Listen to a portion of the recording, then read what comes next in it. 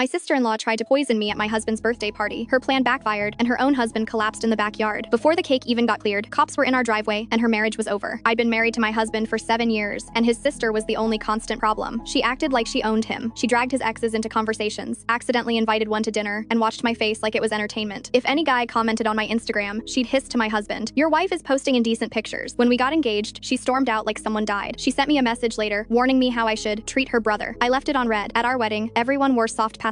She arrived in a black dress like a funeral guest and told people she was grieving her brother. My in-laws kicked her out, and I kept my distance. Then I had our son. She was weirdly sweet to him, so we cracked the door open. She walked right back in with the same old poison. One lunch, she asked my husband, right in front of his parents, "Did you make her sign a prenup?" Then she stared at him like I wasn't even there. When I pushed back, she smiled and said, "You're always carrying extra clothes. You're obviously meeting someone." She even joked our son might not be his. My husband finally snapped. He looked her dead in the eye and said, "You don't deserve to be a mother." She ran to the bathroom crying, and we cut her off. A full year passed without her drama, and it was peaceful. Then I got pregnant again, completely unexpected. We decided to tell everyone on my husband's birthday at his parents' backyard party. His sister showed up anyway, acting brand new. She hugged him. She apologized to me with a fake calm voice. "I've been in therapy," my in-laws whispered. "Say the word and she's out." My husband didn't want a scene, so I played polite and stayed alert. We announced the pregnancy. Everyone cheered. My mother-in-law cried. My father-in-law clapped my husband's back, and then I caught his sister's face. Her smile slid off. Her eyes went flat. She turned away like she was choking on the moment. Later, I sat down waiting for my husband to bring me food. She walked up with a plate, smiling too wide. "I wanted to bring this to you," she said. "I'm so happy for you." She pressed the dish into my hands like a peace offering. I looked down. Shrimp. My throat tightened. I'd been allergic my whole life. She knew. She'd watched me refuse it at family meals. I set the plate down and stood up slowly, pretending I was fine. I just needed a fresh plate. I just needed space. Her husband stepped beside me and congratulated me. He nodded at the untouched food. "Not hungry?" I lifted the plate and said, "Shrimp." "I can't." He shrugged. "I'll take it." He took it from my hands and walked back to his chair. 5 minutes later, the backyard went silent. He coughed once, then again. Then he shoved his chair back like it burned him. He gagged and vomited. People jumped up. Someone shouted his name. He clawed at his throat, eyes wide, and pointed at the plate like it was the answer. Then his knees folded and he hit the ground. My husband sprinted over. His parents rushed in. His sister ran over screaming like she was the victim. She grabbed the plate and snapped her head at me. "Did you give him your food?" she demanded. I said. He took it. An ambulance came, then the police. My stomach felt like ice. If he ate what she meant for me, what did that mean for my baby? That night, I sat with my husband and his parents and told them everything. The shrimp, the smile, the timing. My mother-in-law pulled up the security cameras from the yard. We rewound. We watched his sister hand me the plate. We watched her walk away like she'd just done something sweet. There was no maybe. When the cops came back for the footage, she didn't even fight it. She cried and confessed, then tried blaming me anyway. Her husband pressed charges from his hospital bed, and once he could stand, he filed for divorce too. She even tried to guilt my in-laws by saying she was pregnant and they owed her support. My father-in-law told her a baby wasn't a shield. Court didn't care about her tears. She admitted she'd been jealous for years and couldn't stand an outsider marrying her brother. The judge called it what it was. She went to prison. I delivered a healthy baby girl. Our son turned into the proudest big brother. We kept her ex-husband close because he didn't deserve to lose family twice. And my sister-in-law finally got what she wanted, a life without us.